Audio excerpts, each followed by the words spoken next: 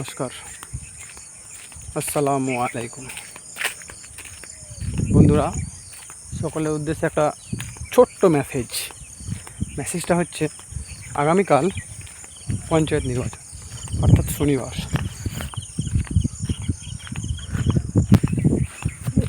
এই পঞ্চায়েত নির্বাচনকে কেন্দ্র করে অনেক রকমের হিংসা, মারামারি, অনেক কিছু সৃষ্টি হয়। তো ভাই, নেতাদের জন্য আপনাদের প্রত্যেককে একটা কথা বলতে চাই যে নেতারা যারা থাকে তারা দেখবে একসঙ্গে, বিজেপি বলেন, সিপিএম বলেন, কংগ্রেস বলেন, যে কোনো পার্টি, তৃণমূল বলেন, যে কোনো পার্টি, তারা সবাই মিলে এক টেবিলে বসে চা খায়। আর আপনারা কি করেন? বড় বড় মোটা ভাষণ, কড়া ভাষণ দিয়ে আপনাদেরকে লিলিয়ে দেয় এবং হানাহানি, মারামারি, কাটাকাটি এইসব শুরু হয়ে যায়।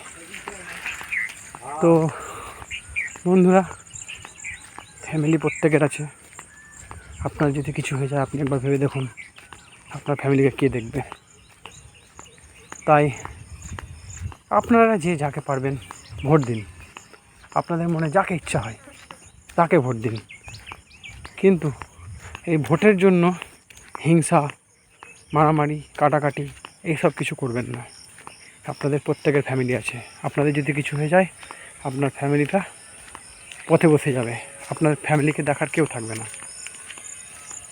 তাই সকলের উদ্দেশ্যে বলছি, প্লিজ দয়া করে কেউ ভোটকে কেন্দ্র করে কোনো ঝামেলা ঝঞ্ঝটের মধ্যে জড়িয়ে পড়বেন না।